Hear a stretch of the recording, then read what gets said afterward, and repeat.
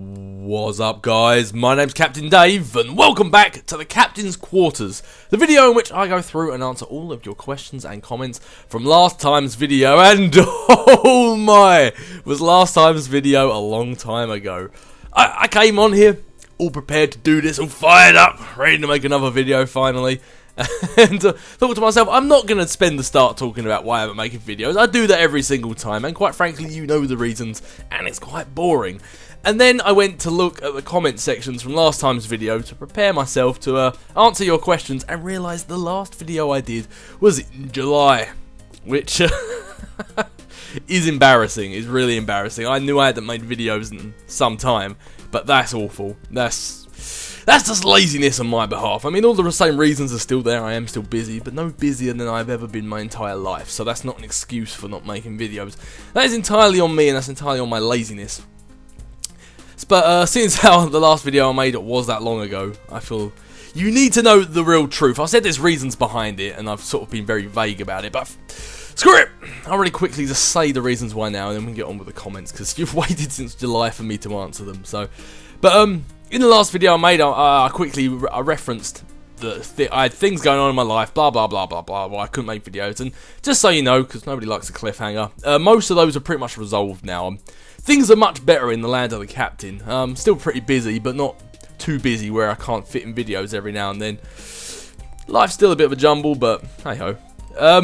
But the main reason, and in all honesty, the main reason I haven't been making too many videos isn't to do with the busyness. It's because, as you guys know, I've mentioned it in past videos before, is I have epilepsy. And since I've been 15, I've been on medication for it, which has worked a treat. I've never really had any issues. But now I'm 26, I've been on these for about 11 years now, and we finally decided it's pretty time for me to come off them, because I kind of felt like they were doing more harm than good. That was why I had no energy to make videos and a whole bunch of other stuff, so we finally decided it was time to take me off them. And for the most part, I feel better, but the one issue that it's been causing, and it's the same reason I haven't been making videos, is that I can't focus and concentrate on things. I mean, right now it seems like I'm normal, but this is taking all of my energy right now to concentrate on what I'm saying and trying to get my words out. The best way, do you know what? The best way to describe it would be for you, those of you who watch Agents of S.H.I.E.L.D., is Agent Fitz right now. And obviously I know the Americans are like 6 weeks ahead of us Brits, so no spoilers. But Agent Fitz is kind of like an extreme version of how it is right now with me, where how he just can't get his words out, and he knows what he wants to say, but he just can't find the word. It's kind of like that, except for I just can't focus even to begin with. So sounds a little bit silly, but I mean, if you want to point a reference, just imagine Agent Fitz every time I'm trying to make a video, and you'll understand why there's been a delay and why I've been having issues. But I don't know, who knows, maybe one day I'll actually sit down at some point to make a video and find out it's actually not too much of a trouble and I can do it. It's just the way it is right now. I feel like if I'm having to use all of my energy just to sit here and talk to you, I feel like if I was to play and talk at the same time, I feel like my videos won't be as good as they have been in the past. Not saying they're excellent or anything, but I feel I won't be able to deliver the same quality that you guys are used to. I think the gameplay would still be fine, it's just my commentary, I don't know, maybe it wouldn't be as hot. I know, who knows, I might sit down to try it and realise I've been worried about nothing, but who knows. It's an ongoing issue, it's probably an ongoing issue I'm going to have over the next year or so while we try and find a new balance for me, but anyway, that's enough about that. It sounds weird, I normally don't like diverging so much personal information. You guys are here to see games, you're here to see comics, and you're here to see a little bit of funny stuff, but I felt like I haven't made, how I've done the Captain's Court since July. I haven't made a video since last month when I told you guys I haven't been making videos for a while. It's been a long time, and I'm very much aware of that, but for all you guys saying I'm gone and I'm not coming back, that isn't true. I definitely am. I've got about 4 games now that have been piling up that I'm ready to play, which I'll probably answer because I know a few of you guys have asked what I'm going to be playing next, so I'm sure I'll get around to answering those questions, but yeah, so there's that. But enough with that, let's go and get to answering your questions, because as it's saying here on the first question, it's been 5 months since you guys asked me these questions, so it's about time I get answering them. And question number 1 is from Wade Wilson himself, saying, who do you think could beat me in a death battle? Well, my only answer would probably be someone like Wolverine, because Wade Wilson's got the healing factor, Wolverine's got the healing factor. I've got a feeling he's one of the only ones who'll probably go toe-to-toe with you, not through strength, but through stamina. eventually Wade Wilson you'd get a few hits on a few people, and they'd bleed out, they'd die. You know, and the only one, anyone who's got regenerative abilities, I think, are probably the only ones who go toe to toe with you. You know, or like Apocalypse or someone like that. But yeah, there's that. Oh, and also before I go on, I think if I remember rightly, last time's video was where I asked you guys a little bit about yourself, and a lot of you have answered. A lot of you have answered in a lot of great detail as well.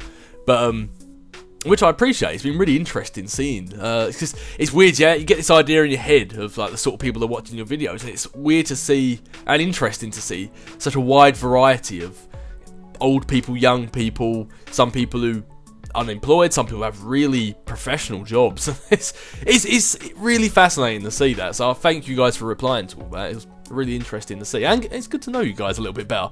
Nice to know who I'm talking to here, but with a lot of those, what I might do is I might have to skip over a lot of the stuff you've written, because even though you've written it to me on a public forum, I'm not sure if you necessarily want me now diverging a lot of information you've given to me just to everyone. So what I'll do is I'll skip over all the personal stuff, and I'll just get to maybe a question that you asked at the end or something like that. But anyway, Blast Eye Studio said, "Hey Captain, I agree with Ryan Reynolds as Deadpool. He's a perfect choice. Also, thanks for the Mass Effect survey link. Also, I would like a Spider-Man live-action TV series, and you're also a 69-year-old Froakie." Well, it's good to know I'm appealing to my older Pokemon generation. That's good to see. But, yeah, I think with that live-action Spider-Man series you mentioned, I think that's something I mentioned before, and I still stand by now. I think Spider-Man and X-Men would be so much better served as a TV series franchise as opposed to a movie franchise. Spider-Man has far too many enemies, far too many storylines to fit in just a trilogy of films. And the same goes with X-Men. Far too many mutants. Way too many mutants to ever do them proper justice with films. Even if you did it sort of like a Lord of the Rings Hobbit style, like a trilogy each is 3 hours long, even then I'm not sure you'd be able to do it justice. There's just too many stories, too many stuff to tell. But yeah, there's that. Lucas, oh, here we go, I'm getting ready to butcher a name already. Third question, and I'm already ruining someone's name. Lucas Bernaswicks? I'm just gonna call you Lucas, I can only apologise. Who is better, Tobey Maguire or Andrew Garfield, and why? Andrew Garfield, hands down. I honestly never saw this coming. I never thought when I watched The Amazing Spider-Man that this Xbox PlayStation type war, this Call of Duty Halo type war would happen with the Spider-Man franchise. In my mind, Amazing Spider-Man, Andrew Garfield, Mark Webb's work, all of it was just far superior to the original Spider-Man trilogy. And that's not me saying they're horrible films. I enjoyed them as films. I saw them all at the cinema, I have them all on DVD, and if they're on TV, I'll watch them again. But I think the Spider-Man films, Amazing Spider-Man and Andrew Garfield, do a much better job. Much better job.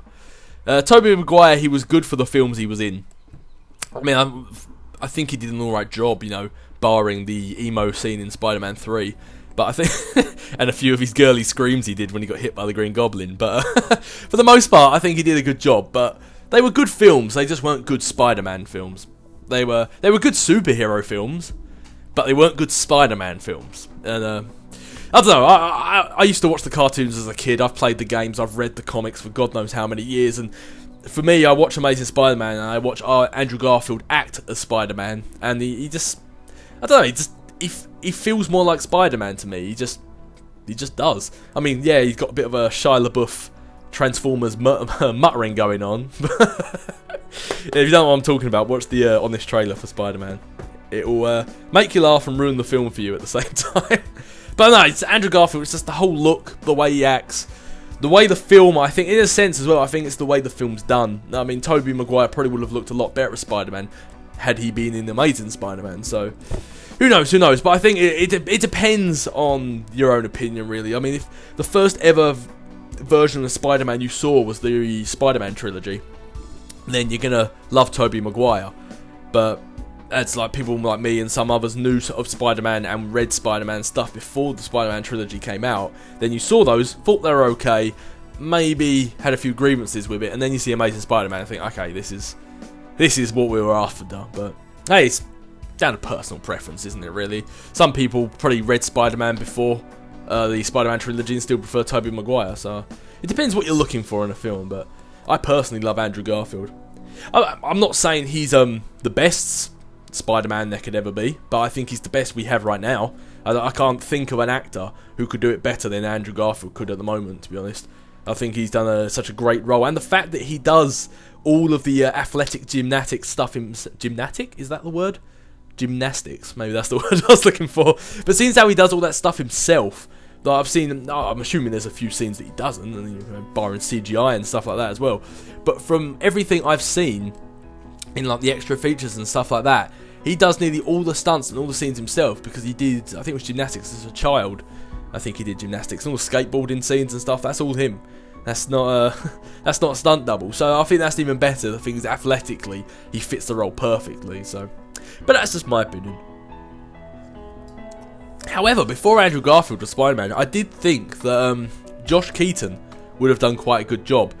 I mean, I've never seen him in an acting role. I've only ever seen him as a voice actor, like his job as a voice actor. But I've watched some scenes of him and Christopher Daniel Barnes doing the voice acting for Spider-Man: Edge of Tomorrow. It's just sort of like a backstage thing. You can see it on YouTube. It's just like a 2-minute video, and it just shows them doing a bit of voice acting. And the way he looks, I don't know. I've always liked his voice as Spider-Man, and the way he looks also quite fits the character. I mean, I've never seen him as an actual physical actor as opposed to a voice actor, but before Andrew Garfield, I would have pegged Josh Keaton being a good role, but who knows?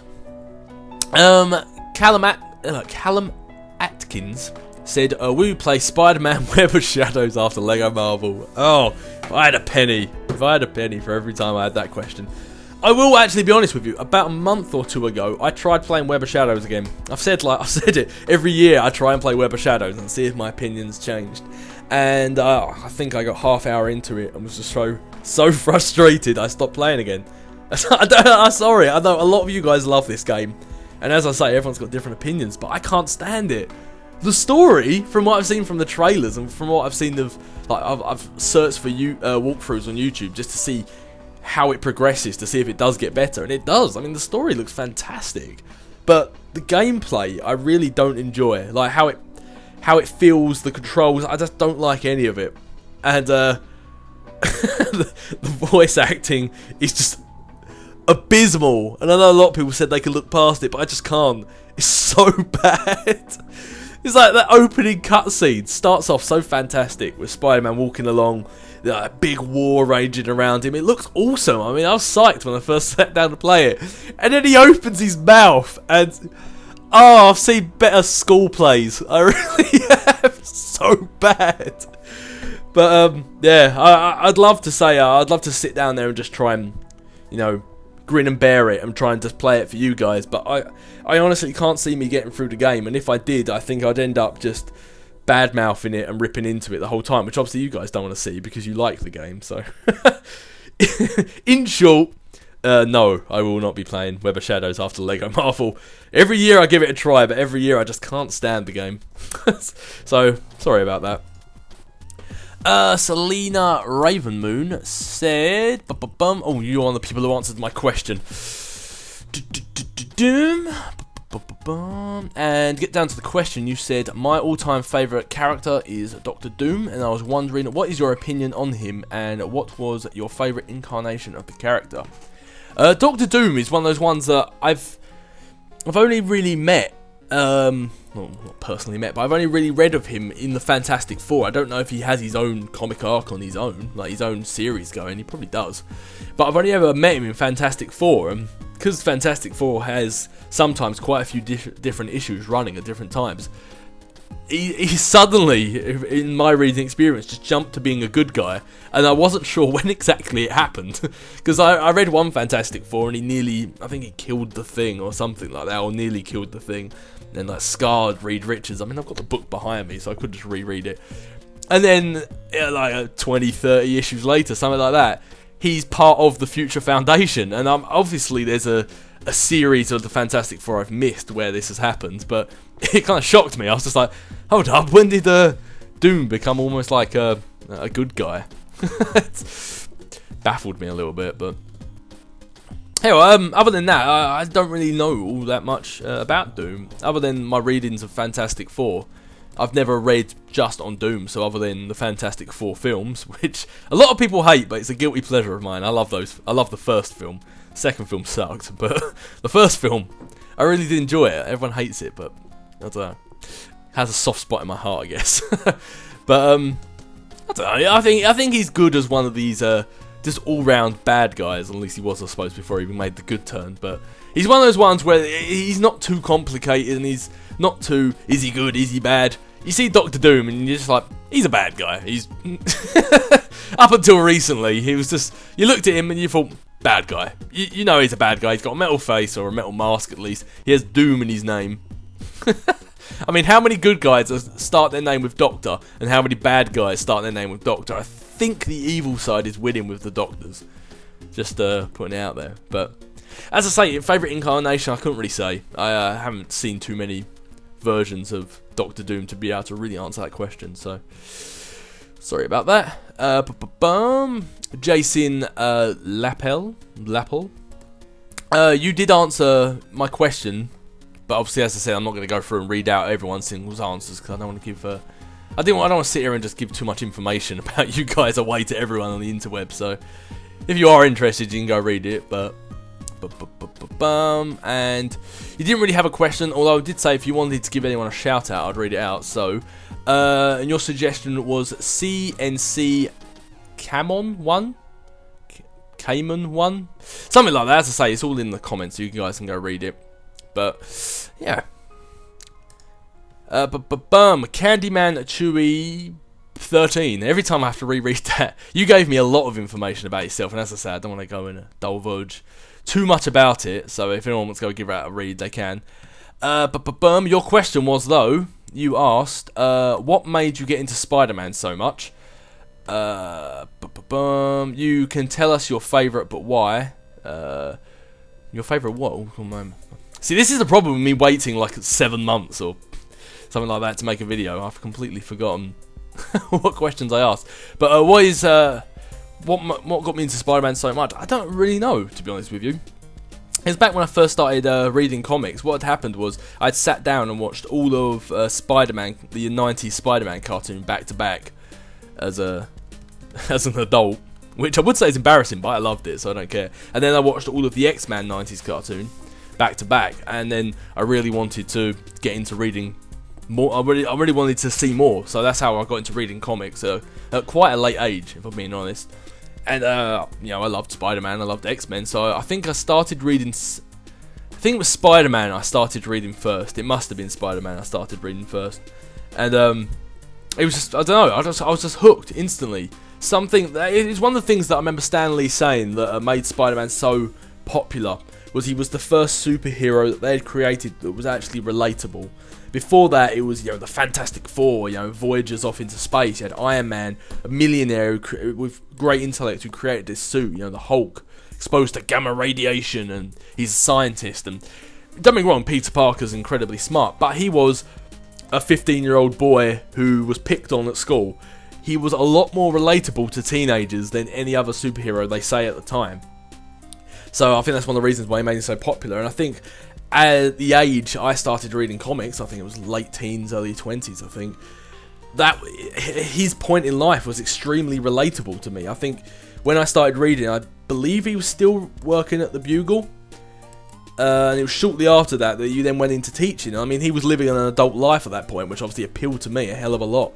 But he was living a normal adult life, not some grand out there superhero life. He still had his Spider-Man-ness, but he was, for the most part, other than that, a normal person, still dealing with bills, dealing with love life, friends, and all the social politics that comes in between. And I think that's one of the things that appeals to Spider-Man as a whole, to everyone, and like a younger generation as well. But yeah, one of the other things that I think appeal to me the most as well, that even though all the other superheroes, they're like, other than Captain America, they are superheroes, but they all have their flaws and they have their faults, and that's true with Spider-Man. But the one thing about Spider-Man, and they even bring this in with like the Avengers comics and X-Men and Fantastic Four and all that, is Spider-Man is one of the few heroes who believes in good over everything. it's just like the other heroes have their things, but stuff like Iron Man, he's a hero, and he'll lay his life on the line to save someone else, no question asked.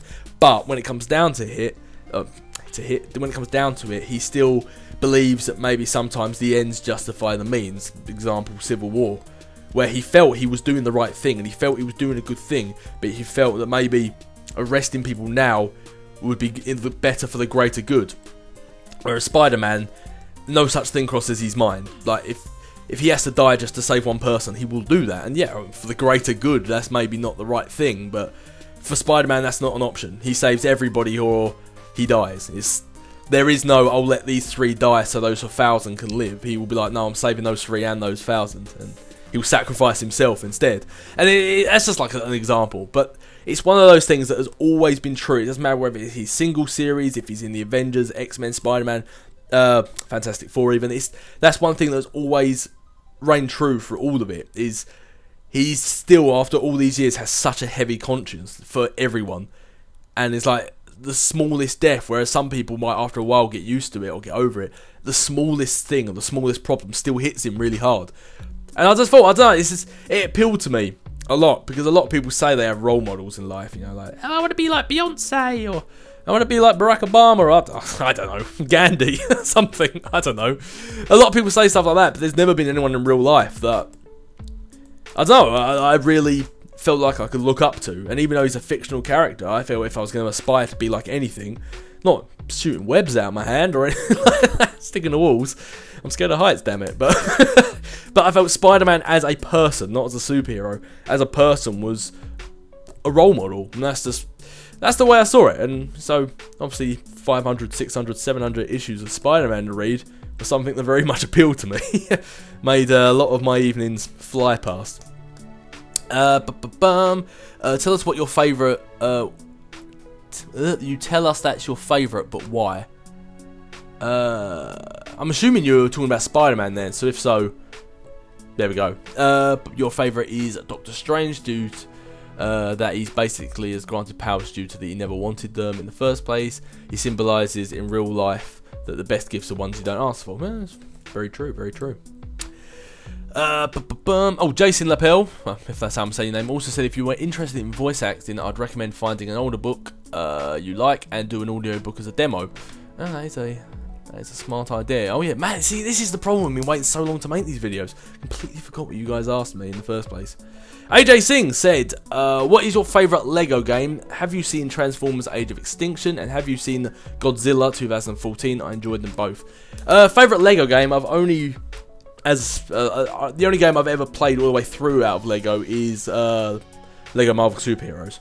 I played the Star Wars one when I was much younger, sitting around my friend's house in his front room, just drinking Pepsi and eating donuts while playing that. That was a fun game, although we never really got past first level because we spent the entire time just killing each other, as you're one to do in games like that. But played a little bit of Harry Potter with my girlfriend. That's alright. I'm not the hugest fan of that. And I was thinking about getting the Batman games at some point, but who knows. But yeah, my favourite, I think, even after I play them, would still be the Marvel games. Have I seen Transformers Age of Extinction and Godzilla? Yes, I've seen them both. I thought Transformers, I kind of knew what I was getting into. I saw the first film and I enjoyed it. Saw the second one and thought, saw the third one and thought, And I realised now the Transformers is one of those films you go to see it just to see a bunch of robots kill each other, and the story is something you really shouldn't pay attention to because there's not much of one. Or at least no, there's not much of a good one. But even with Age of Extinction, even though I knew I was just going there to see, CGI robots kill each other and it's supposed to be take my brain out, have some fun, even still I was disappointed. I went in with low expectations and left disappointed because I don't know, it's so many plot holes that even when I took my brain out, they were still glaring me in the face. It's just little things that just wound me up. The fact that every character is now gone but Bumblebee and Optimus Prime, and I suppose Megatron, who I don't know, it's just so many things I didn't really like about it. And then whenever there is a big fight scene between the Transformers, the camera is, I'll say the camera's close, they're CGI, but they make the camera so damn close, you don't see what's happening. All you see is bits of silver flying over the screen. I mean, two massive robots fighting. You want to see the two massive robots fighting, not his knee as he falls over in front of the camera. It's ridiculous. There's one bit in particular where Optimus Prime's falling down the side of the building, and he catches Mark Wahlberg and whoever else it was he caught, that girl who's supposed to be his daughter, and like they're falling down the building. He's grabbing on, he's slowing down as he's holding onto the side of the building, which would have looked epic if it wasn't a close-up of Optimus Prime's elbow or something. It just, man, I've just opened up a can of worms here. It's just, the film grinded my gears, it really did. I left with a headache because there was just too much happening too close to the screen. But Godzilla was alright. I just think if the film needed more Bryan Cranston and it needed more Godzilla, to be honest. We went to see Godzilla just to watch him swim underwater for about half an hour and watch a bunch of monsters from Cloverfield roam about Las Vegas. It was an alright film. And then you had Kick-Ass going to set off a nuclear bomb and then taking back that bomb that he went to set off and then blowing it up somewhere else, causing radiation in the sea, which did nothing. It's just, I don't know. Probably making another Godzilla in the process by blowing up that bomb in the ocean. But yeah, spoilers. Sorry if nobody's seen it. I should have said that at the start. I prefer, if I had to watch another one again, I'd watch Godzilla over Transformers. But wouldn't say I didn't dislike Godzilla. I just thought it could have been a lot better. For a film called Godzilla, Godzilla was in it a shockingly little amount of time. Shockingly little. And then like little stuff like they're tracking Godzilla on these big boats. So I'm going off on a bit of a ramble here. They're tracking Godzilla on these boats, yeah? And they know he's in the water. They're following him. That's their sole purpose, is to follow Godzilla in the water. And then they're like, here he comes! And they park their boats in front of him. And then they're like, no! We're getting killed! It's like, you were following him. That was your job. And then you park in front of the big lizard that you knew was coming towards you. That's Darwinism. You deserved it. Oh, man. Maybe I'm just getting cynical in my old age. I'm only 26, but I think I've got like, the mind of a 50-year-old. But anyway, no. Despite all that, I did enjoy Godzilla. I thought it was an okay film. I think it's even weirder now, though, that, is it Aaron Johnson? The one who played, like, the main guy, the one who played Kick-Ass. And his wife in the film is, they're the same actors and actresses that are now playing brother and sister in Avengers. I think that's kind of funny. Just wonder what that progression was like. But, anyway. that's my 2 cents on that, anyway. Never realised I felt so passionately about that. Peter Moore said, hey Dave, my favourite Pokemon is and forever will be Charizard. Yeah, fan favourite. And I was wondering if you've ever thought of doing a walkthrough with your girlfriend. And your JJJ impression is great, and you would be a great voice actor. Oh, thank you very much. Or, for a nice compliment like that, I will not say that you're fired! Oh man, I think I'm starting to lose my marbles a little bit. But have I ever thought of doing a walkthrough with my girlfriend? Yes, once or twice I have. We made that one video a long time ago. No, a long time ago. You can see this is the thing I was talking about at the start. As this is going on, I'm finding it a lot harder to get my words out now. Damn epilepsy.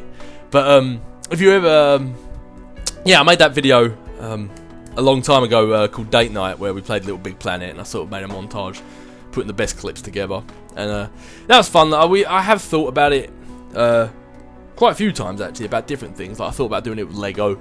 There was another game I thought about as well. Can't remember what it is now, but there is a few games where I thought about it. But it's just, I think a lot of it's me. I don't collaborate really well. I've always wanted to do like a dual walkthrough, like a Saints Row, like together or something like that. But I think a lot of it's me. I think I just don't gel well with people. I think I can do. Don't get me wrong. I'm not an arsehole or anything.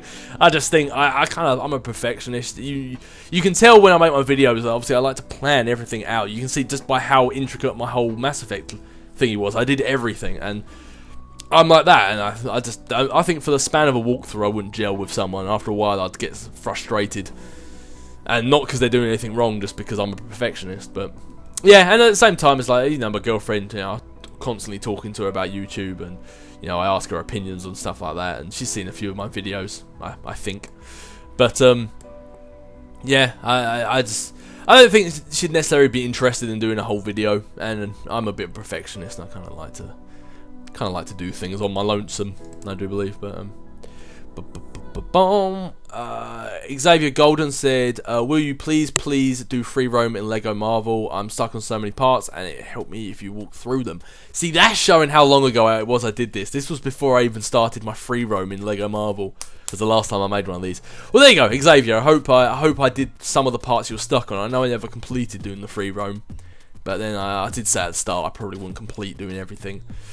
There's only so much you can talk about, just free roaming around. But yeah, I hope I helped you with some of the bits you were stuck on. Jim Veneer said, sorry my golem got neutered. Yeah, I know, that was horrible. Just for anyone who forgot, in my last video I made about this, I was saying about how when I played X and Y, I transferred all my Pokemon from my older generations, and I had a golem that I called Gonads. I felt it was a very fitting name. I called all my Geodudes and eventually golems Gonads. It became a bit of sort of like a thing I did on every single one, basically. It was a thing I repeated, something that was kind of close to my heart. And then when I transferred them forwards, apparently it was too much of an offensive name, and all my golems got neutered, and now they're just golems. They're no longer gonads. It's a shame. It's a damn shame. Thank you for your sympathy, Jim. Silent KB3 said, can you play DC Universe, because I feel you would love it. I love your videos. Thank you very much. I've heard a lot about DC Universe. I've heard it's a lot better than the Marvel MMO, which I'm not surprised about, to be honest. It does look a lot better. But I don't know, I really don't know too much about it, and to be honest, I'm not all that... I'm sure if I actually sat down and put the time into learning how to play the game, I'd probably really enjoy it. But it's one of those games I feel if I was to do a walkthrough of it, I'd need to learn the ins and outs of it before I started playing it, because if I didn't know what I was doing, I can imagine it would just be frustrating as all hell to watch. It would be like, I can imagine it would be like if I started playing World of Warcraft or Dota or League of Legends or something like that, having no prior knowledge of it and then started making videos. It would just be frustrating to watch to 99% of the people, and I can imagine that's what it'd be like with DC Universe.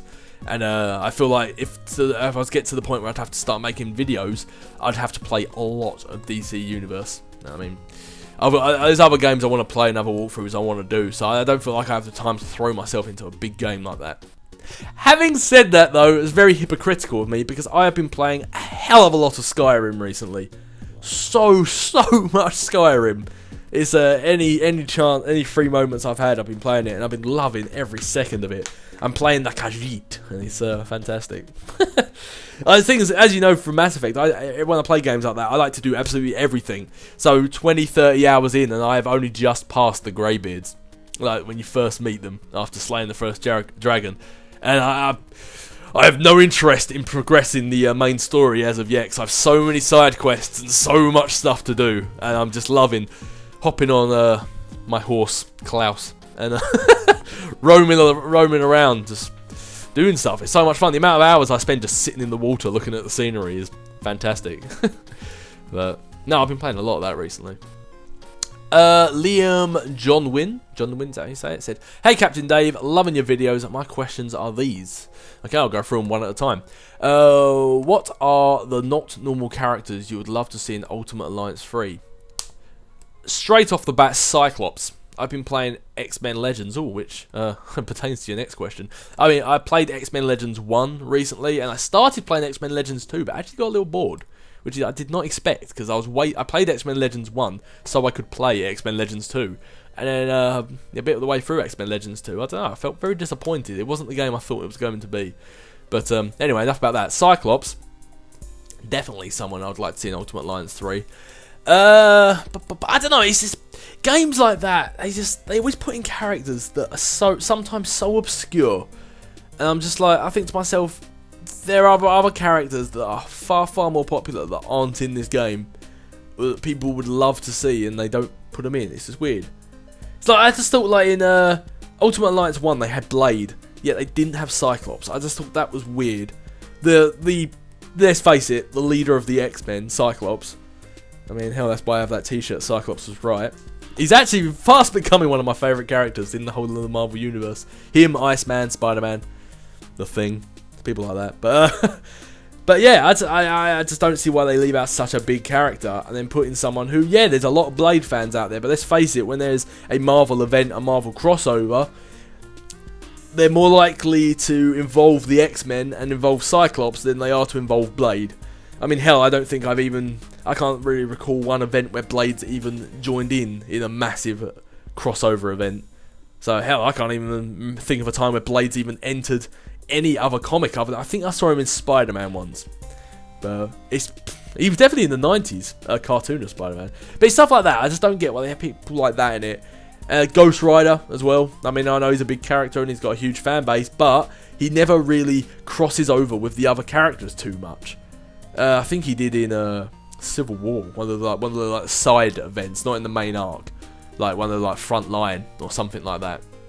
But yeah, people like that, they're in the game, yet they leave out characters that, for the most part, are quite big, like Beast as well. You wouldn't think it. He was there from the very start of the X-Men. He's part of the Avengers, yet he's left out of these games, and it baffles me. And then you get people. Dude, don't get me wrong, I'm glad they put Iceman in. He's one of my favourite characters in the whole of the Marvel Universe. I'm glad they put him in, but they leave out some characters that I feel potentially should have played a bigger role in these sort of games, and they don't put them in. But hey ho, hi ho.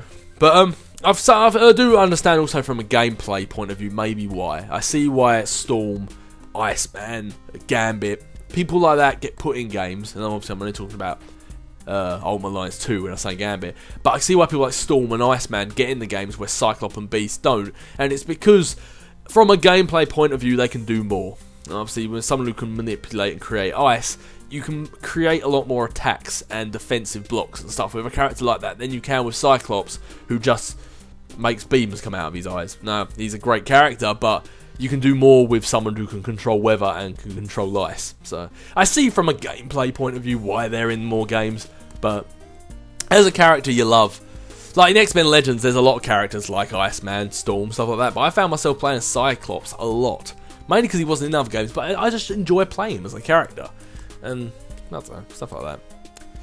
But hey ho. But yeah, I can't think of others off the top of my head. Just more characters like just characters like Cyclops, bigger characters that should be in these games and aren't.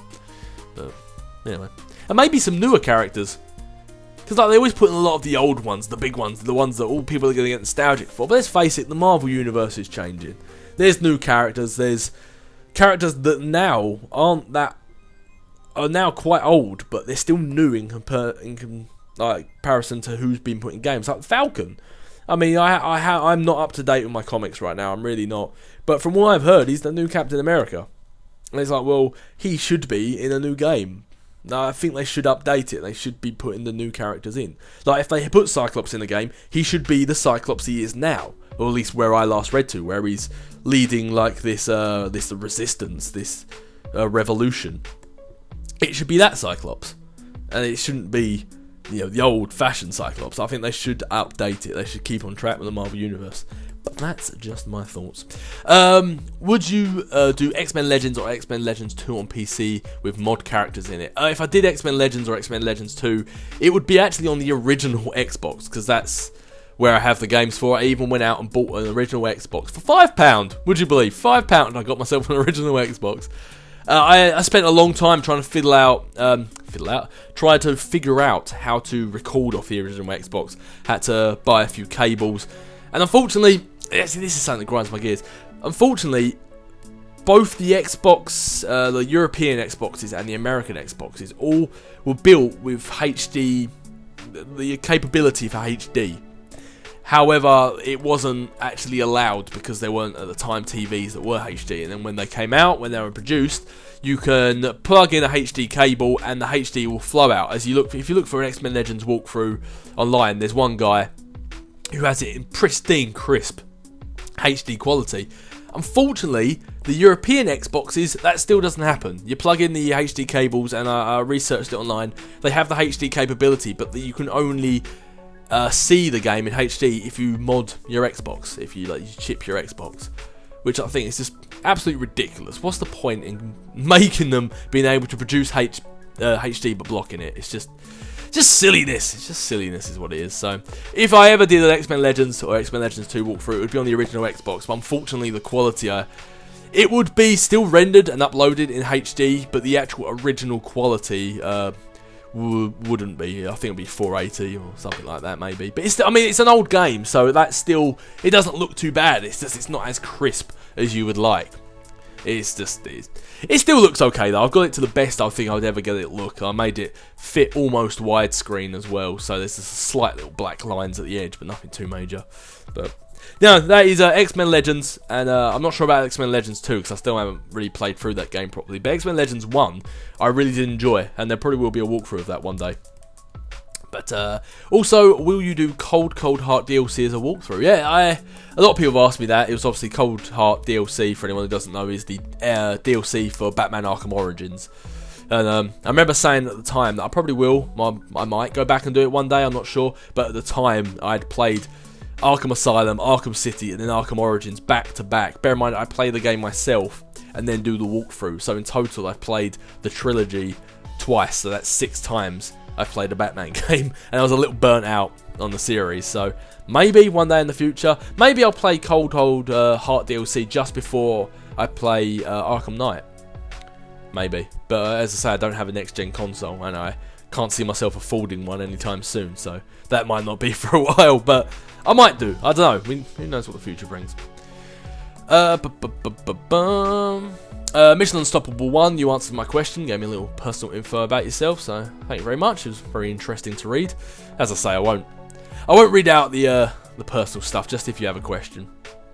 Charles Taylor Coe said, my question is, what would you want the storyline to be for Ultimate Alliance 3, and who would be the main 4 characters? Like in Marvel Ultimate Alliance 1, they had Wolverine, Spidey, Cap, and Thor. And then in Ultimate Alliance 2, it was pretty much the same, but instead of Thor, you had Iron Man. But I don't know. I think someone's asked me this question before, and I can't remember what my answer was. I think I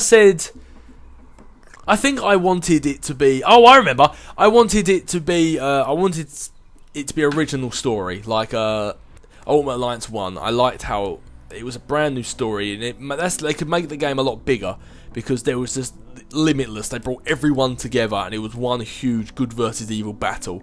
And you had the Ultimate Nullifier, you had Galactus, you had the Skrull were involved, you had Liliana, and all them, all those great people involved. It was everything. You went everywhere, and it was fantastic. You went to Valhalla. It was great, and I think they need to do something like that. It needs to be an original story. However, if they did copy one from a comic book arc, I think something like Avengers vs X-Men could be quite good. I mean, obviously they did the Civil War idea. It would kind of be like a copy and paste kind of thing. They could do X-Men versus Avengers, and then right at the very end, kind of like in Alliance 2, they come together to battle a greater evil. But I think they'd need to make it longer. They'd need to make, say like as long as Ultimate Alliance 2 was, that should be how long the fight between X-Men and Avengers is. And then when they come together at the end, they've got another whole game's length after that of a new story. Because the one gripe I had with Ultimate Alliance 2, it was a really short game in comparison to Ultimate Alliance 1, which was a marathon. So that's my thought. I think Avengers vs X-Men would be kind of a good one, but I'd ideally like them to make their own unique story. And with regards to who the characters would be, I suppose that would really relate to what the story is. But again, I think Spidey, Cap, it'd probably be the same as Ultimate Alliance 2, to be honest, because let's face it, they are still the big ones. Cap, Iron Man, Spidey, Wolverine. They are like they're the iconic ones. They're the ones that these days most people know. But obviously, few people ever really keep that original lineup. Most people switch them out as soon as they can to put their favourites in. But I don't know. I can't really think of anyone right now who's probably better suited in that original lineup. There probably are some, but they're the iconic ones. They're the ones everyone knows, and it'll be kind of good because it kind of lines up with the last Ultimate Alliances as well. They're the ones that Nick Fury calls upon every single time. But Donald Dimmick said, if you could do an old school Nintendo video game Let's Play, what game would it be? Do you remember your first video game you bought, and what was it? Ooh, now you're really making me search the depths of my mind. Bats are flying out my ears right now as I'm dusting off old old memory cells. If I could do an old school Nintendo game, probably, I'm not sure if this counts, I mean it's still Nintendo, but I would do Pokemon. Not one of the newer ones, as you said old school. Like one of the first ones, like Pokemon Yellow or Pokemon Gold, or maybe Heart Gold or Soul Silver, something like that. Or maybe just Red and Blue, maybe the originals, who knows. But I'd do one of them. Because, yeah, I know you got like your Marios and your stuff like that, but yeah, I'll do one of the original Pokemons, because Pokemon has always had a very, very fond spot in my heart. Great childhood memories playing Pokemon, hey, or great adult memories of playing Pokemon. So, yeah, probably Red, Blue, Yellow, maybe one of the Gold or Silver remakes. I know that's not too old, but...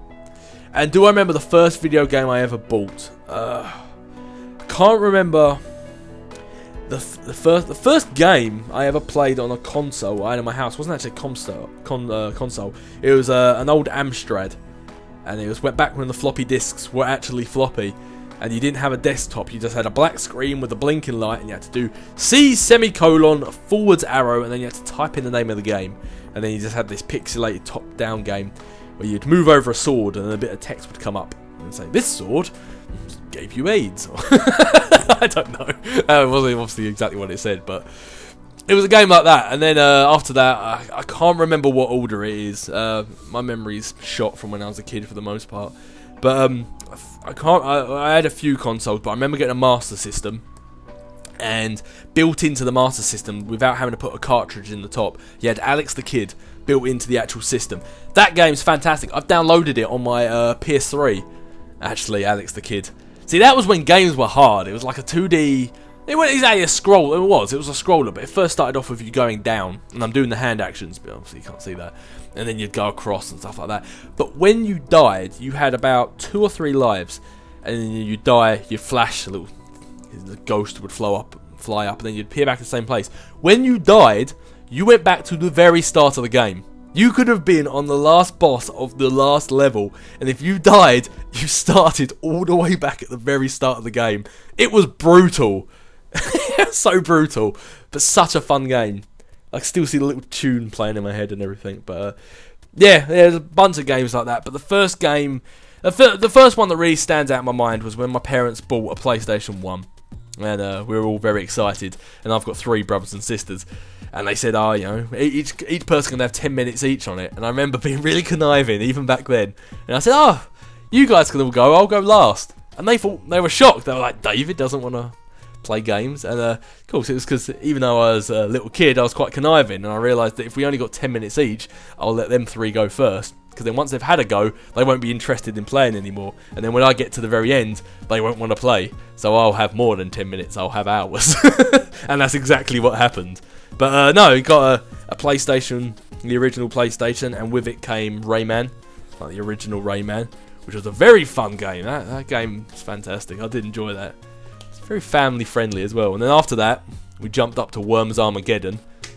And which is just as fun. And then the third game we ever got was Doom, which I'm surprised my parents bought that for me, really. I played it around my friend's house. We'd both sit there, like having like a sleepover, I guess you could say, sitting there in our sleeping bags, lights off, surround sound around us, playing Doom, and you'd be in that room where it's pitch black, and it'll just be a flickering blue light down the end, but you're trying to get through these walls that you can't see, and then just in the background you just hear "Bah!" And I remember us,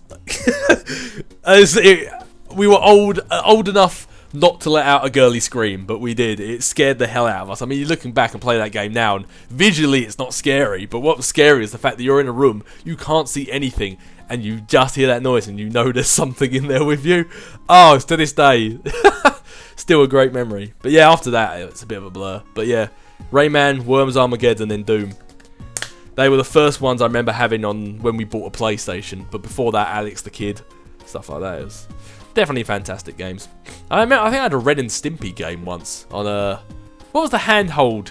Was it Mega Drive or a Mega something? The handheld console you had. That was great. Then my little sister dropped it down the stairs, and that was the end of that. But anywhoodly, Joseph Worrell said, "Will I play Arkham Origins Cold Hold Heart DLC?" I've already answered that one.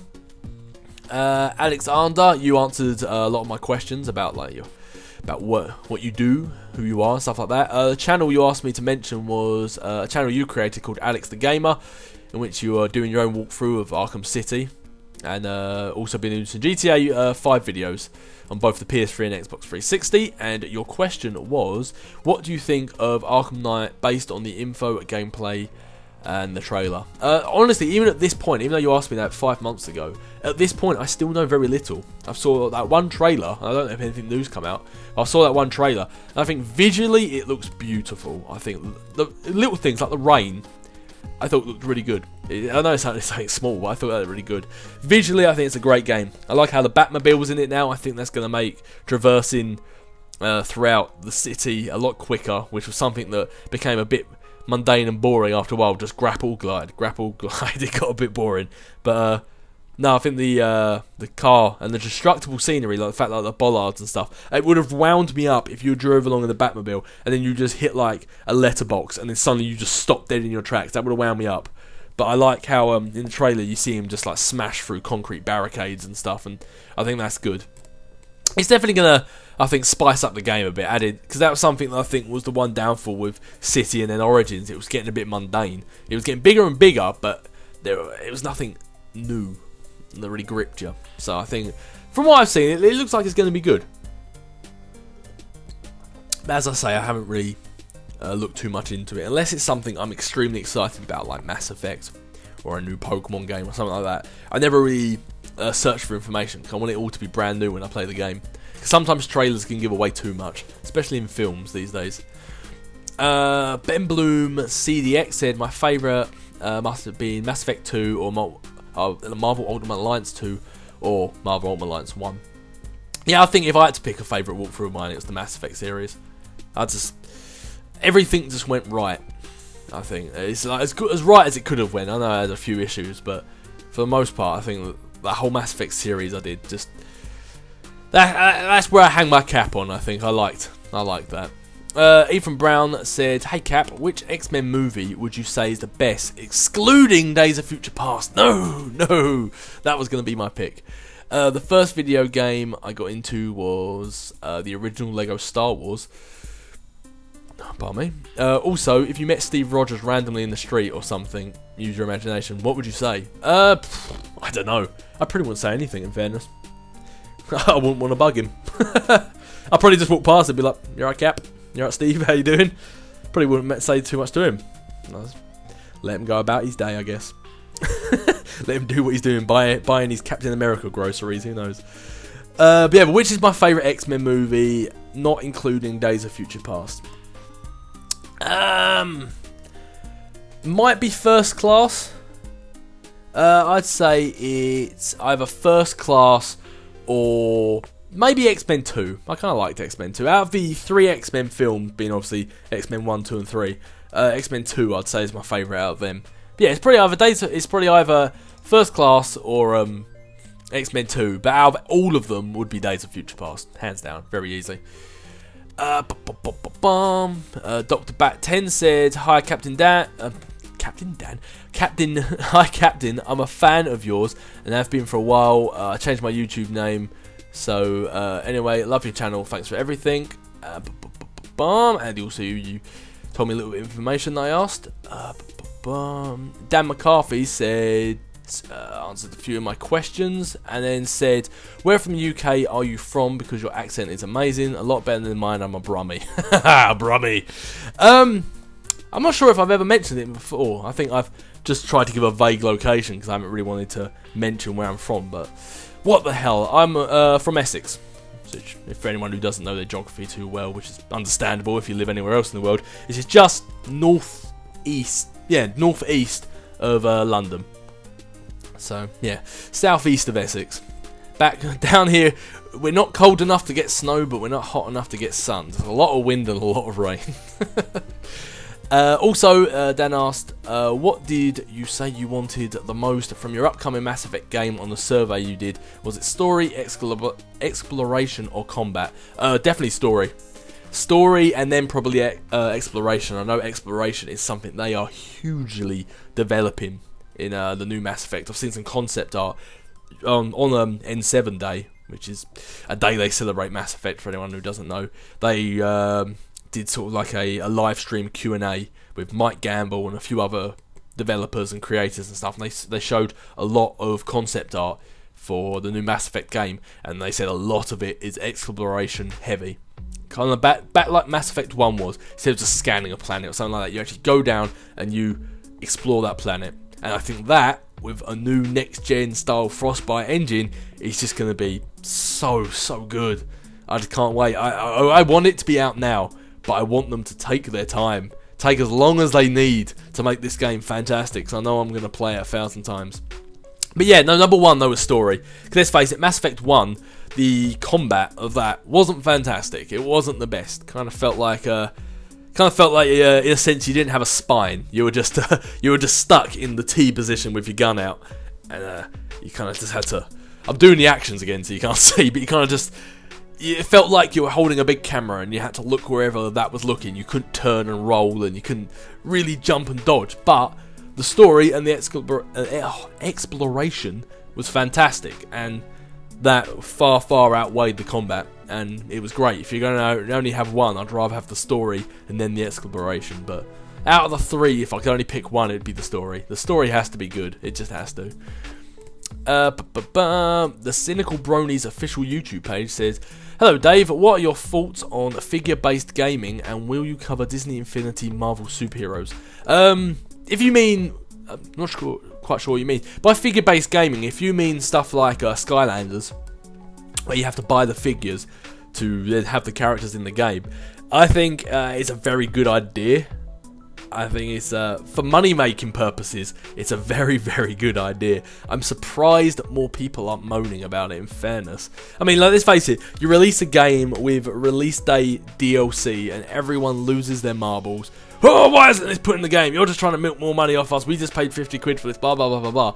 Yet nobody bats an eyelid paying 15 quid, £15 or whatever, just to buy a new character for your game. Like, you buy a game and they haven't even got characters. You need to go out and pay like an extra £10, £15 each to get a new character. I'm surprised more people are angry about this. It's weird, but I personally think it's a very clever idea, and I think it's a very... I don't know, I think it's new. I like it when people do new things. They try new things, because things get really stale. And whether it works or whether it doesn't, I still think it's a very clever idea.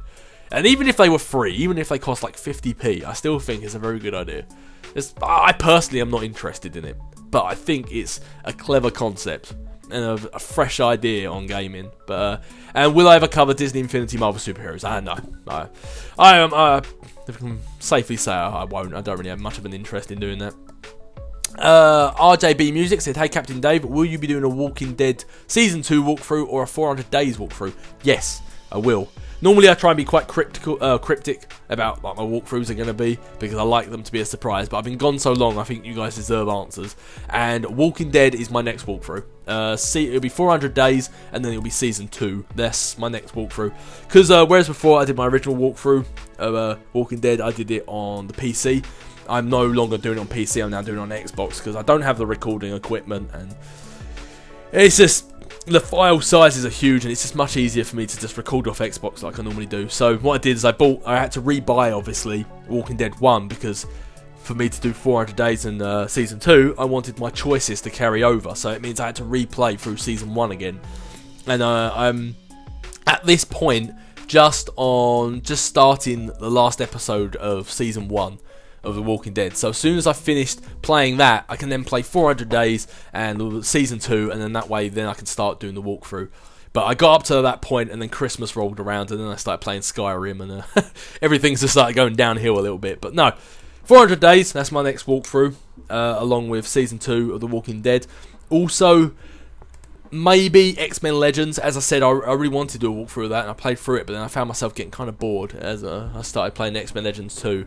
But X-Men Legends 1, that will probably be a walkthrough at some point. Also, I can't guarantee it because I haven't even played the game yet, but I got The Wolf Among Us. Obviously being by Telltale, the art style, and from what I've seen, the gameplay style is very similar to The Walking Dead. So if I love that game as much as I think I'm going to love that game, and all the reviews I've seen have been fantastic, might be a walkthrough of that. coming out soon. Hell, I might be becoming a bit of a Telltale fanatic. I've heard they've done like a Borderlands, a Game of Thrones, so I think did they do like a Lord of the Rings or a Hobbit as well? I think they did that too. So yeah, maybe something like that coming as well. Who knows? Who knows? But yeah, so 400 days, season 2 Walking Dead. Definitely something that's that'll be very, very early on when it comes to my next walkthroughs. Probably might actually be my next one. Alexander said, actually, I do have an interesting question for you. What do you think on Columbia Pictures pushing back Amazing Spider-Man 3 to 2018 and advancing the Sinister Six spin-off to 2016? Do you think it'll work, since how the Amazing Spider-Man 3 was supposed to set up villains 5 and 6 for the Sinister Six movie?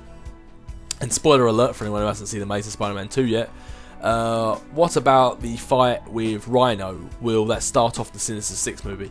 Yeah, well, that's actually something I've been kind of curious about myself, because I flick on IMDb every now and then just to see where the how the list of future films is planning out. And I thought that was what was going to happen, where everyone said, oh, Rhino, he wasn't even in Amazing Spider-Man 2. It's like, no, Amazing Spider-Man 2, in my mind, even from when I saw the trailers before I saw the film, I never thought Rhino was going to be a big part. In my mind, he seemed like that villain that you have at the start, where Spider-Man whoops his bum, and it's just showing how Spider-Man's life is great before everything starts picking up in the film. That's the only way I ever saw Rhino in Amazing Spider-Man 2, so I'm not sure why everyone got angry that he wasn't in it that much, because in my mind he was never supposed to be a big enemy, but anyway, but yeah, that's exactly how I saw the end of Amazing Spider-Man 2. I saw them setting up Rhino for the next film. I basically saw them setting up characters for the Sinister Six, and all they really, as you said, needed was the 5th and the 6th villain. That's all they needed. So I thought Amazing Spider-Man 3 was going to start where Amazing Spider-Man 2 ended. I mean, like, literally start where he's like jumping to battle Rhino. I thought Amazing Spider-Man 3 was going to start with that battle. I thought it was literally going to be like one long progression. That's how I felt it was going to roll. But now with Sinister Six coming out before Amazing Spider-Man 3, I'm not certain. I think Sinister Six, what they might have done is they wanted Spider-Man 3 to be a Sinister Six film, but they didn't want to waste time setting up the Sinister Six in the film. I think maybe they just want the whole Spider-Man 3 to be him battling them. So maybe, I mean, I don't know, I could be completely wrong with this. I haven't read any plots or scripting or anything, but I think the Sinister Six will be literally all about how the Sinister Six are formed and how they come together. And maybe there'll be some battles with Spider-Man along the way, but Spider-Man won't be the main focus. He will be like a background character. Whereas most films follow Spider-Man and he battles the bad guys, maybe this will be following the bad guys, and every now and then they'll battle Spider-Man, and that's how they come together. Maybe he's not even in the film. I don't know. But looking at it, I feel the Sinister Six is just about building the Sinister Six, and you getting to know them as characters so they can make them battle Spider-Man in Amazing Spider-Man 3. That's what I think. That's just looking at it just as the timeline, that's how I would do it. Kind of like how they did Captain America, Iron Man, Thor, the Hulk, and then made the Avengers. I feel that's what they're doing here. They're making the Sinister Six so you can get to know them as characters, and then you make Spider-Man battle them in Amazing Spider-Man 3. Because I think they were worried if they introduced the Sinister Six in Amazing Spider-Man 3, it would be just like the original Spider-Man 3, where you had Sandman, Venom, and Goblin Jr. And it was just, you didn't care because you didn't really know the villains that well.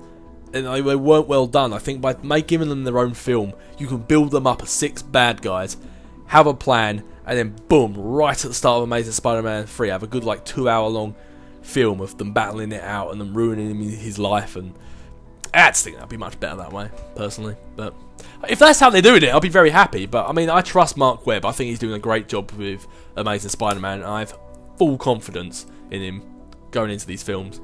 Just hope I don't have to eat my words. Al Kashira said, "What's up, Dave? I'm back if you remember me. But anyways, my question is, do you see yourself playing a game like Borderlands anytime in the future, or Resident Evil? Just wondering." And I do remember you, actually. I do remember you a lot. No, actually. No, that's the short answer is no. I won't be playing Borderlands or Resident Evil. I started watching a walkthrough of someone playing Borderlands, and I lost interest very quickly. Not to do with the people, to do with the game. I just wasn't. I don't know. It's like everyone loves Assassin's Creed, but I've never really been interested in it. And it's the same sort of things with Borderlands and Resident Evil. I watched the full walkthrough of Resident Evil before, but that was only because the two guys were hilarious. Absolutely hilarious.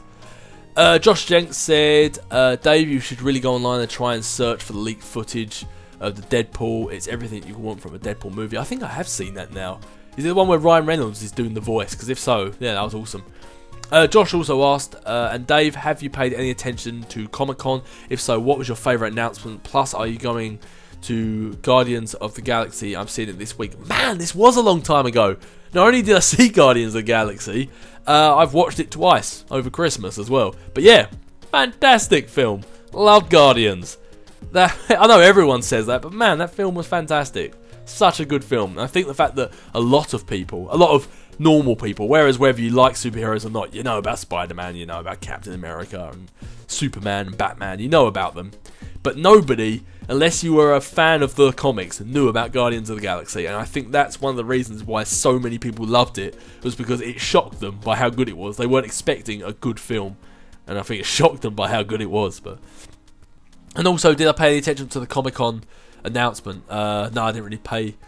I mean, as I say, 5 months ago, so I'm not sure what really happened at Comic-Con, to be honest with you. But I can't really say what my announcement was. Seb, you answered my questions in great detail. It was really actually fascinating to learn, as I say, about you guys. And it was just interesting to see about the sort of you guys and the sort of people that watch my videos. But I remember you way back when I first started my channel, like 4 years ago.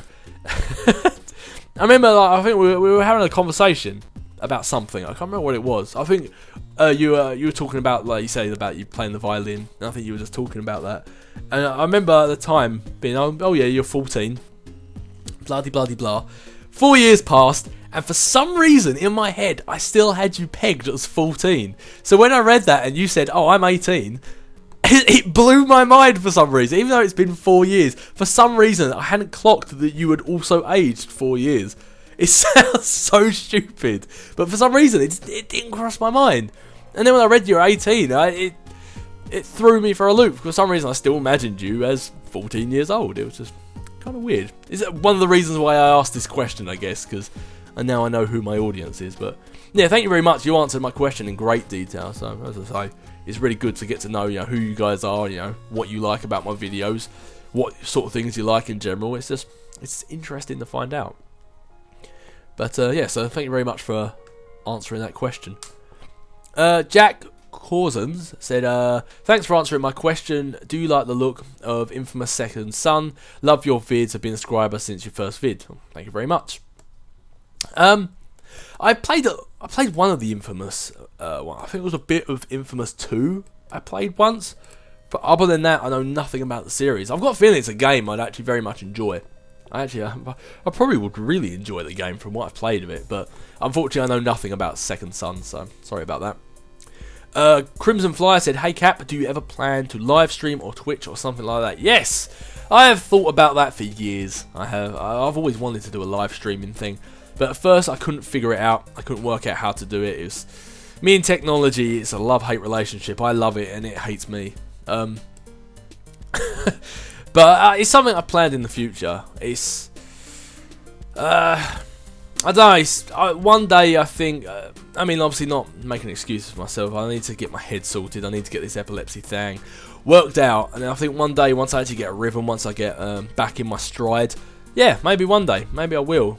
I might have to wait until I finish university before I even think about doing that, because you need to have the time to do it. Unlike when I record my walkthrough, sometimes I sit there for 3 hours at a time recording, other times I sit there for about half hour and think, okay, I'm not in the mood for this, my brain's not in the right place, and I stop.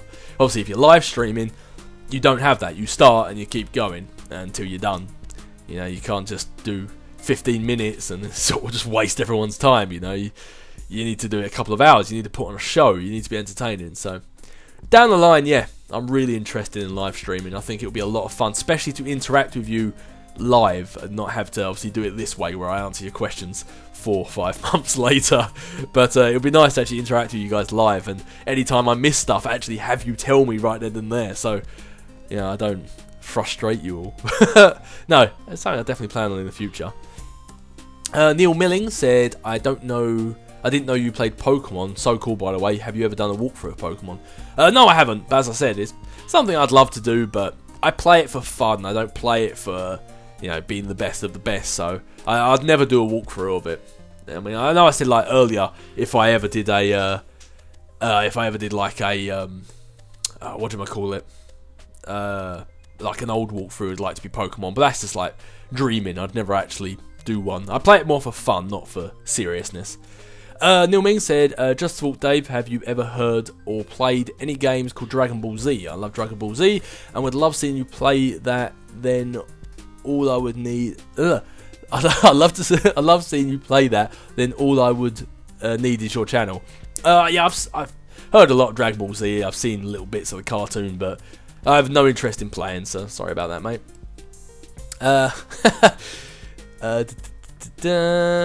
Neil also answered my comment about himself, so thank you very much. Mission Impossible 1 said, also, whenever you pick up Walking Dead Season 2, please do a blind walkthrough of it, and if you can, do face cam for it, because it has some very good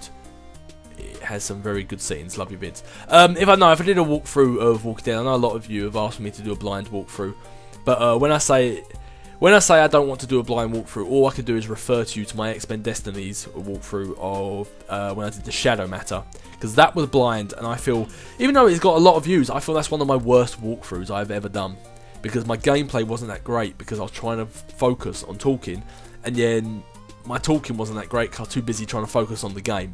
And that's why I always play through games first, because not only can I play it through once and enjoy it for myself, but then once I'm done playing, it's like muscle memory, so I can focus on just trying to be entertaining. And when I talk, I then miss parts of the story, and I end up talking over them, and you guys hate that as much as I do, so that's why I don't do it. So I always play through the games first, but luckily for you, my memory's not that great, so quite a few things shock me. And I like to play it differently the second time as well. So things are always brand new to me. I don't play it exactly the same way. And unfortunately, I'll never do face cam. Ever, ever, ever. I might one day reveal my face like these captain's quarters. Might one day be me in front of a camera talking. But I'll never do face cam. I don't like the idea of it. I think it distracts from the game. I think half the people who do face cam are faking badly the whole time. I mean, let's face it. When everyone plays the game, they have derp face. They're sitting there with their mouth open, just looking like a moron because they're focusing on the game. They're so focused on the game. All these face cam videos where someone's playing the game and they look shocked and they put a weird expression on, it's just fake. It's such bull. It really is. And I mean, more power to them. I'm not saying they shouldn't do it. I'm not saying it's wrong. But I am not a fan of it, and I never plan on doing it. I'm playing a game. If you guys find me entertaining, fantastic. But I'm playing the game because I'm playing the game. And that's what you should be focused on, not me pulling some stupid expression in the corner because I want everyone to look at me. I know that's not what you want, and I know that's not what a lot of people do, but that's how I feel. And face cam, I'm never going to do it, unfortunately. But as I say, one day these captain's quarters might be me sitting in front of a camera. The Darkman 1 Fest said, and this shows how long it's been since I did one of these, I'm starting basic training for the US Army on the 6th of October for 13 weeks. It'll suck not watching your Captain of Dave for 4 months. And I sent you a reply back then just in case I didn't do one of these in time. I'm glad I did because it turns out I did make one of these for a while. But it shows how long it's been because since you've written that, you have now come back from the army. Because I saw you write a comment and I went to reply, but I couldn't find where you wrote the comment. But yeah, so it shows how long it's been since I made one of these videos that you've gone to the army and then came back in that time. So sorry about that, but yeah, I hope everything went well for you out there. I hope glad to see you came back safe at least. That's definitely good. And I'll try and make some more videos for you. But yeah, I'm glad I hope everything went well for you. The Wolverine said, I'm 18 and I live in Essex. Fellow Essex boy.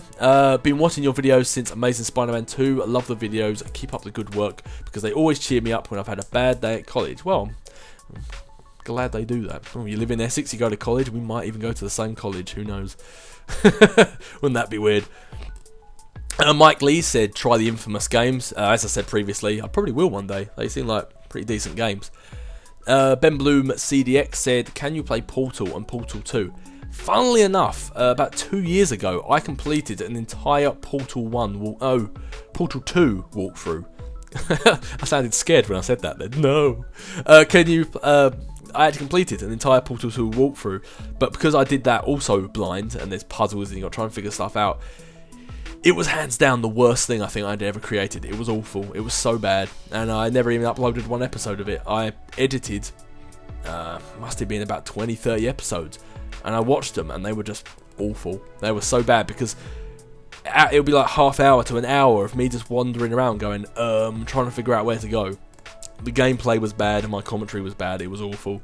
So Portal would be one of the, if I ever did a walkthrough where I was with somebody else, like a co-op thing, Portal would be one of those games, because then it would be fun, because you've got the two people together joking around, let's face it, sabotaging each other. It'd be a lot more fun, but on my own I think I'm not sure I'd be able to make it entertaining. The game's fun and the game's entertaining, but on my own I think it'd drag. But who knows? Who knows? Maybe in the future. Honey Badger said, have you seen Marvel's Phase 3 movie lineup? If so, what are your thoughts on the upcoming Phase 3 Marvel movies, and what are your expectations for them? Also, what about DC's movie lineup? What are your thoughts on that too, and what do you expect from it? Marvel's Phase 3 lineup, I have seen it, and I'm very excited. Love the fact they're doing Civil War.